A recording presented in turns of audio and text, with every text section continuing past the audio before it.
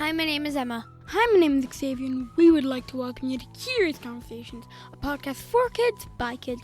It's a podcast where we have conversations with adults and kids from all walks of life to learn about their passions and what inspires them, which we know will inspire us and hopefully inspire you too. Why us, you might ask? Well, we love to ask questions. We are twins, and we just turned 11, and we have over a decade of experience being kids and having a point of view on many topics.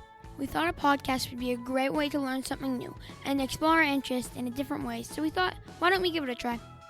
On today's episode, we welcome Lisa Freeman, an athlete, health and wellness professional, author, and one of our favorite teachers. School's out! Xavier, aren't you excited that today was our last day of school? Yes, because I love the summer break. I also love it because I get to spend time with my family and friends, and because it's summertime, we get to swim. Hey, Emma, what are you looking forward to for this summer break? I'm looking forward to going to many cottages we've been invited to and just hanging out at home. Xavier, why don't you tell us about our guest today?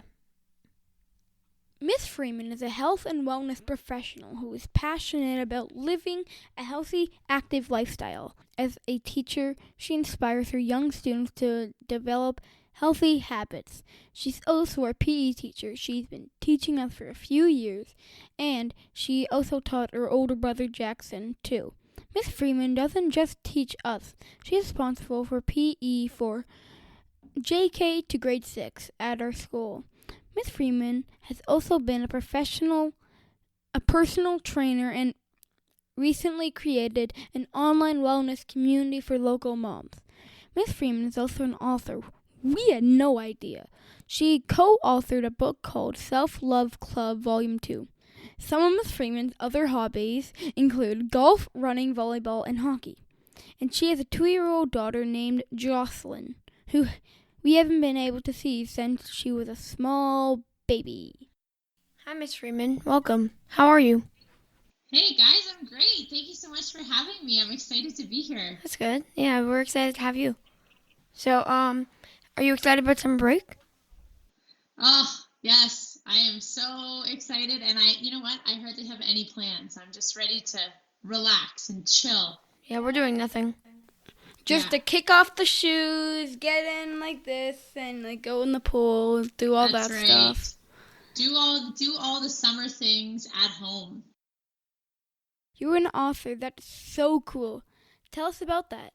Yeah, so I actually co-authored in a book, and I have it here. It's called The Self-Love Club, and I wrote this book almost 2 years ago now, so just after my daughter was born, and I co-authored with 19 other women, so there was 20 women in the book, and we were each responsible for a chapter of the book. And so basically the book was all about sharing our stories of our journeys to self-love. So what did self-love mean to us? What challenges have we faced on our journey to self-love? And what advice we can give to other women who may be going through the same struggles as us. So a lot of my focus for my chapter was about my struggles with my body image growing up as a female, both in elementary school, in high school, and being an athletic female. And then also talking about the challenges that I had with my daughter. So as you guys know, I spent quite a long time in the hospital after my daughter was born.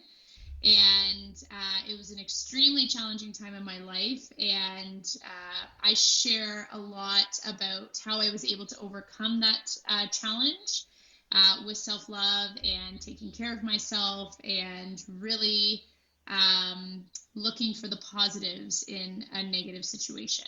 Most people can't really think how hard that would be because that's why it's good to write about it, because when people go through that, they can feel like they're alone. And yeah, and honestly, it was good therapy for me. So a lot of people said, how could you do that? How could you write a book? Like, that's so much work. But really, it was therapy for me. It helped me kind of work through the emotions that I was feeling from that situation. And sometimes that's what we have to do. We have to put our emotions on paper, because if we just kind of bottle them up, then we don't really express them properly and we don't really live out those emotions as we should. So they kind of just hang around. So it really was good. Yeah, I do like writing. I've always wanted to be an author. Yeah. What do you think is a way that you like to express your emotions, Xavier? So if it's not writing, how might you express if you were angry or upset? My words. I usually tell people my emotions usually sometimes get the better of me, but I try my absolute hardest to just try and be calm about it and tell them, and sometimes it just doesn't work out, but usually it does. And sports too, right? Like I know you guys both play sports, and that's always been a great outlet for me in my life. Managing emotions is being able to go for a run or go and shoot a hockey puck or go and shoot a basketball and just kind of take my mind off of things that are happening. So yeah, there's different outlets for everybody. And I never thought writing was one for me until I wrote this book. So you never know until you try. That is all about wellness. So how about you? We know you started an online wellness group for local moms. Why did you start that? Mm-hmm. So I was actually looking for something myself. So after I came home from the hospital, I felt like I was missing something. I was afraid to get back into my workout routine. I didn't really know where to start. And I'm a very active person, so it kind of felt foreign for me. It was kind of like I was avoiding the situation because I didn't know where to start. And oftentimes that's what we do, right? Is we're kind of like, well, I don't know what to do, so I'm just not going to do it. Yeah. But that's just not really my personality. If I can't find the answer to something, I go out and I create it myself. So I started an online movement club for moms, and then of course the pandemic hit. So, but we were working online, so it really didn't change anything. We still met weekly. We did weekly workouts. We had special guests come on, like physiotherapists and personal trainers that specialized in health for women in postpartum. So I always encourage, and even you guys too, you know, if you can't find the answer to something, that just doesn't mean that it's a dead end. I think you just kind of have to create your own path and find the answers.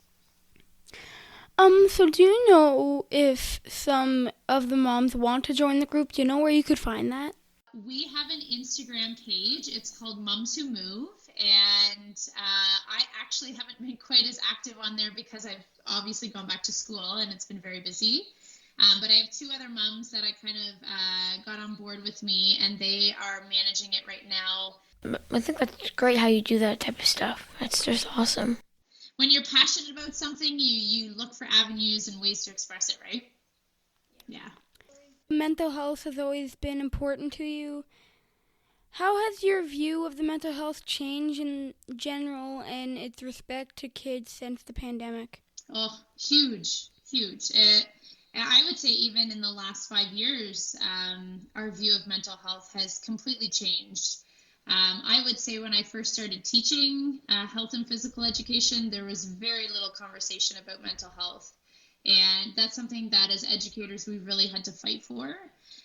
It's never really been a part of the curriculum. And actually, not a lot of people know this, but as of last, I think, September, they kind of jigged the health curriculum in Ontario, and they've now actually added a section that is completely focused on social emotional health, which is a really big focus in mental health. So it's kind of a starting block. So conversations have changed, and I would say that, you know, even you guys have way more knowledge than I ever did growing up in terms of mental health. Even my grade 1 students, you know, even just being able to understand what an emotion is and how, you know, our emotions are expressed through our feelings. And so that's just something that I never knew about as a kid. And I'm really, really happy to see that it's getting the attention that it deserves. You know, we always talk about physical health all the time, but now we talk about balancing our mental and physical health. And we actually did a health activity this year. Do you guys remember that? We did the medicine. Yes, I do. There was 4: spiritual, emotional, physical, and mental health. hopefully. And what would you say out of those four, which one do you guys think that you felt the most uncomfortable with, or the most, I didn't know knowledgeable anything about spiritual health. I didn't even know that was a thing at all. Neither did I. The First Nations, they have a great view on things. That's just, like, when you hear about it, you're like, oh, that's just crazy. I don't know. I didn't realize that before. So. Yeah. They're very, very connected, right? They're very connected to the simple things in life. And that's something that modern, technology has kind of taken us away from, is we don't really realize, how important earth, wind, and air are, and the sun, those are they're just key components of our everyday life. So They don't know how important it would be without the sun or the water, the air. And I was just going to say, I think as after a year in a pandemic, I think, we've also learned to appreciate the simple things too. And I even heard it in our closing ceremonies, that the constant reminder of how important our physical and mental well-being are. That's something that never got mentioned before. So it makes me really happy to hear that we're starting to have more of those conversations. Yeah, so circling back to the school year, how could you tell if a student is struggling with their mental health, and what can you do about it? So, depending on the age and stage and, who the person is, everybody expresses their mental health in different ways. We express anxiety. Some kids show it as, they have a sore tummy, or they have a headache, or they're feeling lonely, or they miss mom. A lot of our younger students, they were visiting the nurse quite often, saying that they had a sore tummy, but really, we as teachers can recognize that as, maybe they're feeling a little bit anxious, maybe they're feeling a little bit overwhelmed. But our older students, I think, are starting to talk about it a little bit more, and they're starting to start the conversations with an adult, which is really important. So I've actually had a couple students who have reached out to me this year, and I've been able to kind of keep in touch with them virtually while we're, doing remote learning. But even just having a conversation with somebody, it doesn't even have to be about your feelings or your emotions. Sometimes it just feels good to talk to somebody, especially in the circumstances that we're currently dealing with. So it's been a really crazy year. And I said this to one of the parents that I saw yesterday. I said, I can't even begin to imagine having to go through this as a child, because it's been difficult for me as an adult.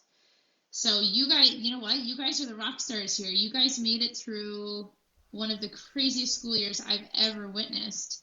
And, that's just something I can't even imagine having to have gone through in your shoes, in your situation. So bravo to you guys. Thank you. If kids are feeling anxious or upset and nervous to talk to their teachers, how would you encourage them to approach their teachers? Yeah, so that's something I really try and work on at the beginning of the year, is building a rapport with my students. So building a good relationship, because I want them to feel comfortable and confident to come and talk to me. I've had students who, they're not even quite comfortable talking to their parents, but they, find trust in me. And it's really important for students to be able to find a trusted adult to be able to talk to, even a trusted friend. If you're going through something, it's so much easier to pick apart the situation when you're going through it with somebody. So if you can make sure that you make a connection with an adult, or have a trusted friend who will check in on you, because sometimes we're just afraid to express how we're feeling. And if you don't have somebody checking up on you, then those feelings can go missed a lot of the time. So what would make you feel anxious? So do you mean, like, what are some situations that would make me feel anxious? Anytime that there's change, I get a little bit nervous. Deadlines, those make me anxious. And of course, the fear of the unknown. Everybody has a little bit of anxiety surrounding those, types of scenarios. But what I've done, and what I've actually really started to focus on specifically this year, is my own self-love and taking care of myself, so that when I get into a difficult situation, I have a toolbox. I have a toolkit of things that I can use to get me through that situation, because whether we like it or not, tough times are going to happen and we can't avoid them, but we can work through them by using our toolkit. So things that I actually have one right here, is my journal. So I journal every day. So I do a 5-minute journal every morning, and then at night I write in that, and I found that's been a huge help for me this year. I exercise regularly, so I make sure that I get at least 30 minutes of intense exercise every day. I drink lots of water. I make sure I get enough sleep. More recently, I've actually started to wear makeup because it makes me feel good, and it makes me feel like that I'm ready to take on challenges. And honestly, I've never worn makeup in my life because I'm always active and I just would sweat it off. But I was like, it was actually during remote learning, the first round in January. I remember looking in the mirror and thinking, whoa, like I looked tired. I looked like I wasn't taking care of myself. I wasn't like getting into my day. I was kind of just letting my day pass by. I can agree with that. Yeah. So one thing we can circle back to what you said earlier. How can people, not even kids, people of all ages, if they can watch out for signs of anxiety? Yeah, so I think having that spiritual connection, so we talked about this in our health class, having that personal connection with yourself is so important, because when you get into a situation where maybe you're feeling a little bit anxious, you need to be able to recognize those signs. And that's something that I've kind of started to develop over the last couple of years, is kind of being in tune with my body. And I remember a couple times where I knew that, like, I just felt off. I was eating the same foods, I was getting the right amount of sleep, but I still felt off. And that's when I knew that I needed to talk to somebody.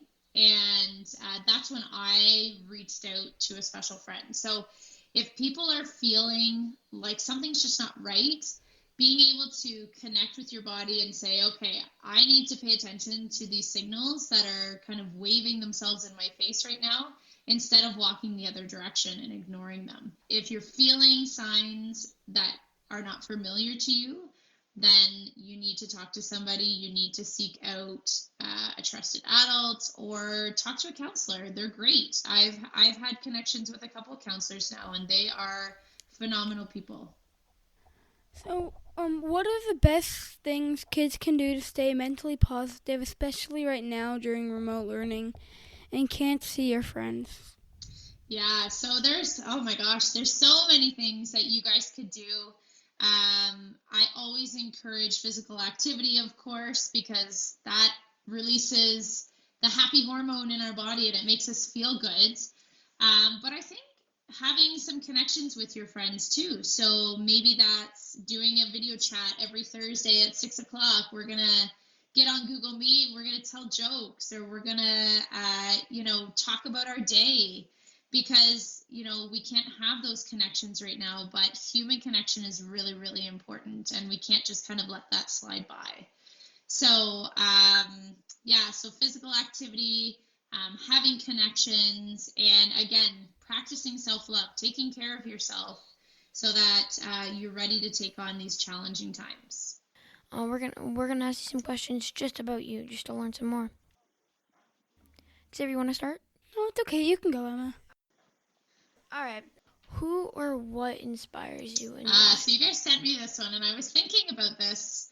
And, of course we have those people that we look up to or we aspire to be. But on the daily, my students are what truly inspire me to keep going, because I know that you guys are the future, and you guys are the ones that are going to make change. You guys are going to be the ones that create the movement to allow people to be themselves, allow people to be inclusive, and you guys are going to be the difference makers. So I absolutely think that my students are the ones that inspire me. And I do think too, like, I give you guys some of the wildest challenges, and you always do it. I'm like, how do they do it? I ask you to run like 5 laps laps and you're like, okay, no problem. I'm going to go do that.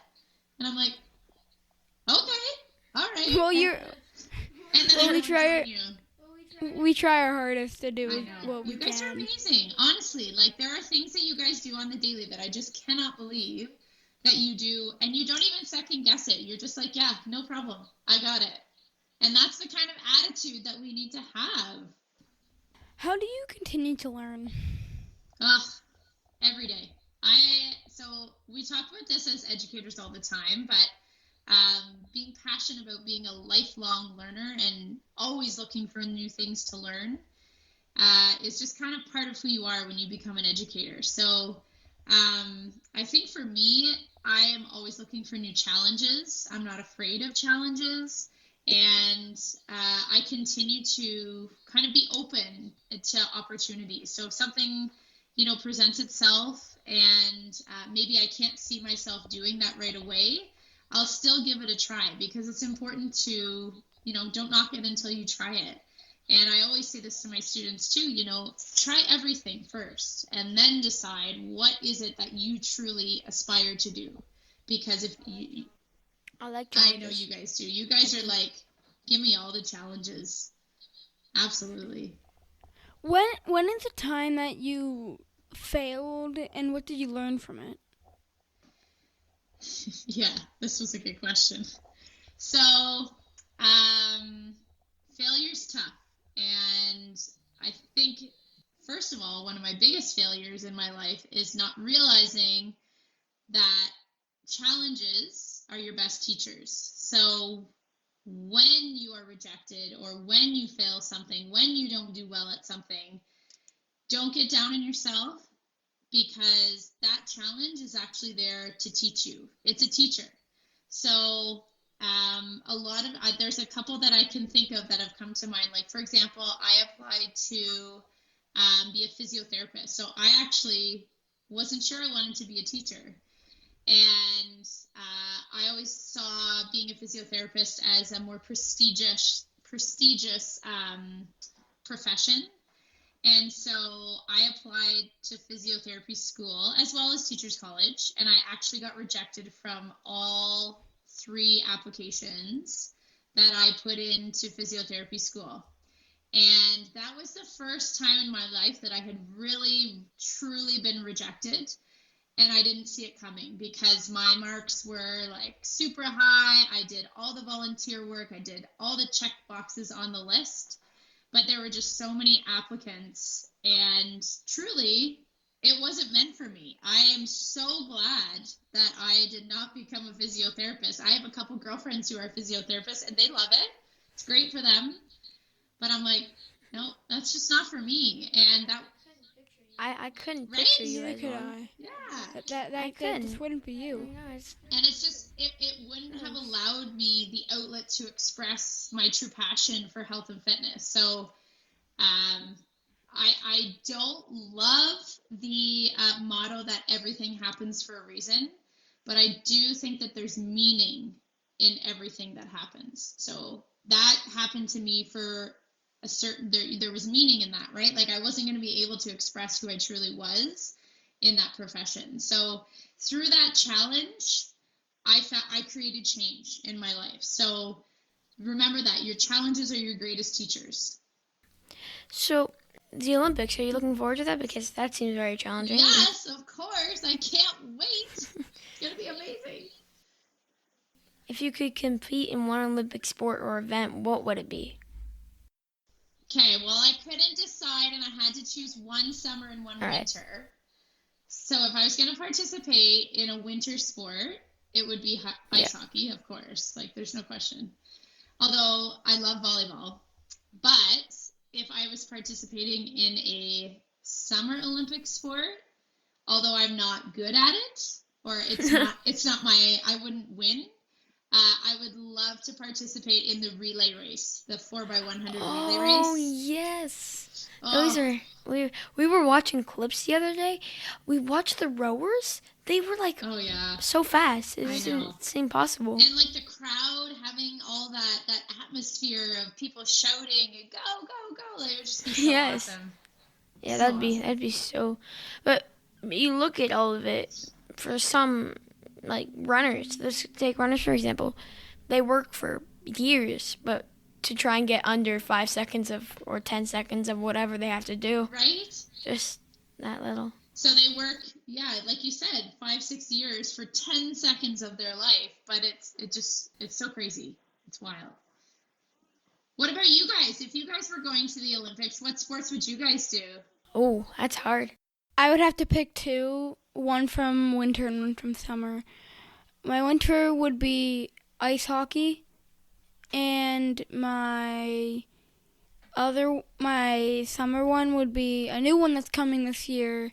I'm pretty sure it's a type of rock climbing. The first winter one, it would be hockey. I just love hockey. It's easy, but summer, that's hard. I mean, I just had my first lacrosse training session yesterday. I love it, but I love field hockey too. So I couldn't choose. That'd be so hard. Yeah. And then there's a bunch of events I would not know of. Yeah, even rock climbing, Xavier, that would be super cool. I didn't even know that was going to be one this year. You should look it up. It's all three. It's very interesting. It's speed climbing, bouldering, and then this one that I'd not known that well. But could you tell me that's something on your bucket list? Oh, I want to travel, and that's a tough one. Well, I would like to actually go to the Olympics one day and be a spectator. So I'm kind of kicking myself now that I didn't go when the Olympics were in Vancouver, because it was in Canada. But I've actually always had a dream to work at the Olympics. So there's so many volunteer positions that you can do. There's also like paid positions you can do, there's things you can do to work with the Canadian Olympic Committee. And yeah, that's kind of always been a dream of mine. I'd love to do that. That would be so cool. So I want to walk with the people who walk around before the ceremony. Oh, like the flag bearers? Yeah, oh. You can do that. My mom was going to do that, except she was pregnant, and she couldn't do that. They wouldn't let her because of 2010. You mean the torch? Yeah, that. Yeah, that'd be so cool. I've watched that before. Like, somebody has run by me with the torch. Oh, that's so cool. Yeah, that was during the Vancouver Olympics. So they ran it across Canada. And I watched it with my parents. I think I was like in first year university or something. It was quite a few years ago. What about you, Xavier? What's something on your bucket list? Something you would love to do?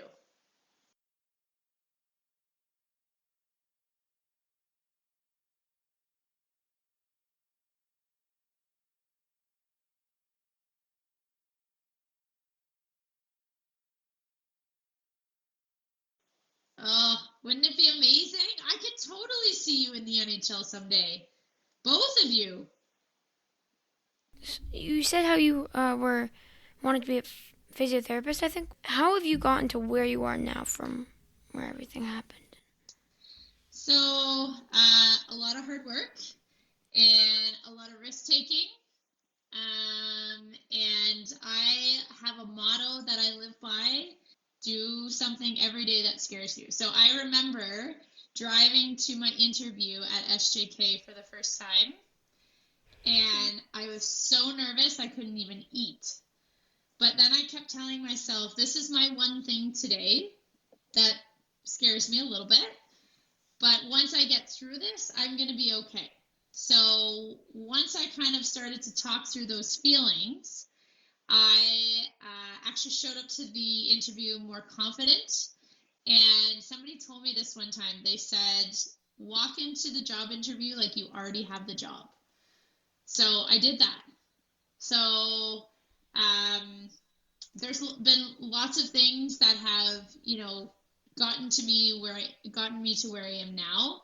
But I would say that continually challenging myself and being confident and never letting anybody say no to me. So if somebody says no, that's fine, but I'm going to go and find my own way now. So creating my own path has kind of been my saving grace. It has been the thing that has gotten me to where I am today. So put in the work and you'll see the results. It always happens, even at school, right? If you do the assignment, if you do it exactly as we tell you to do it, you'll get the mark that we tell you you're going to get.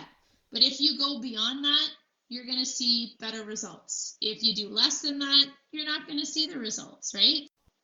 Before we end, is there anything you would like to ask us? Xavier, I'm going to ask you this question.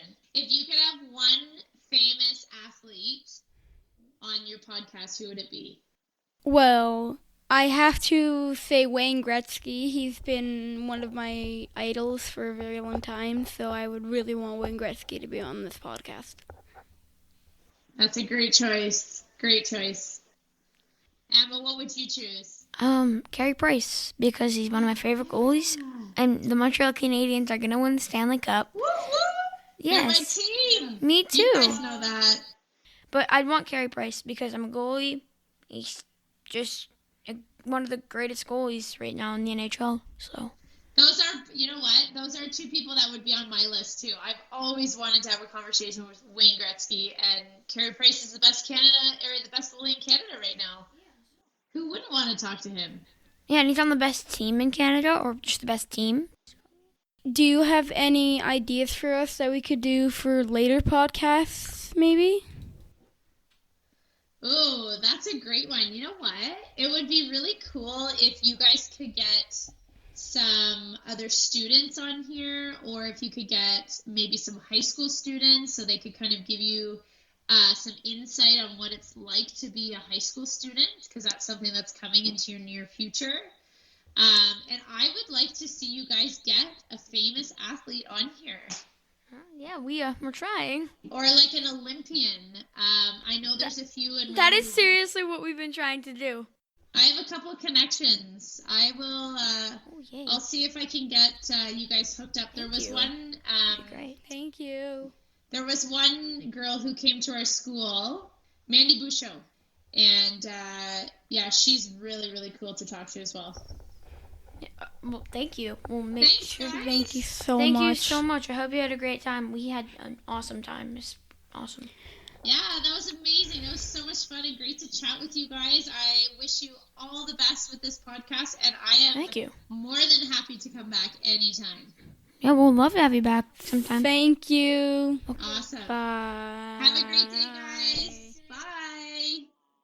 That was an awesome interview. We talked a lot about mental health. Miss Freeman gave us a lot of tips about getting a lot of sleep and exercise. She also talked about how if you're feeling down or upset and you A, do not want to talk to your parents, or B, don't feel comfortable, you can talk about it with your favorite teacher or a trusted adult.